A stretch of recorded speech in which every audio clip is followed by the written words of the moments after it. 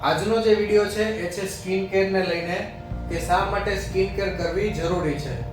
તો જ્યારે પણ કોઈ ક્લાયન્ટ પોતાના ફેસ ઉપર કોઈ પ્રોડક્ટ અથવા કોઈ ફેસ ટ્રીટમેન્ટ કરાવતું હોય ત્યારે એની સ્કિનમાં તરત પિમ્પલ આવી જાય અથવા રેડનેસ આવી જાય અથવા સ્કિન વધારે ઇચિંગ થવા માંડે.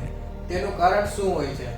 એનું કારણ હોય છે એપિડર્મિસ લેયર એકદમ વીક હોય છે ક્લાયન્ટનું, કે જેના લીધે કોઈ પણ પ્રોડક્ટ એની સ્કિનમાં એપ્લાય કરે છે તો એપિડર્મિસના લેયરમાંથી સીધું એના ડર્મિસ લેયર સુધી પહોંચે છે અને ડર્મિસ લેયરમાં તે પ્રોડક્ટ શૂટ ન થવાથી સ્કિનની અંદર રિએક્શન આવી જાય છે. તો આ કન્ડિશનમાં તમે તમારું એપિડર્મિસ લેયર છે એને સ્ટ્રોંગ કઈ રીતે કરી શકો? તો એપિડર્મિસ લેયરને સ્ટ્રોંગ કરવા માટે તમે ટોનર યુઝ કરી શકો છો અથવા તો કોઈ પણ સારું એવું સેન્સિટિવ સ્કિનનું મોઇશ્ચરાઇઝર અથવા હાઇડ્રેશન માટેનું કોઈ પણ ક્રીમ યુઝ કરી શકો છો, જેના લીધે તમારું જે એપિડર્મિસ લેયર છે એના જે સેલ્સ છે એ પ્રોપર બિલ્ડઅપ થાય, જેના લીધે કોઈ પણ તમે પ્રોડક્ટ સ્કિન ઉપર એપ્લાય કરો તેનું રિએક્શન આવશે નહીં.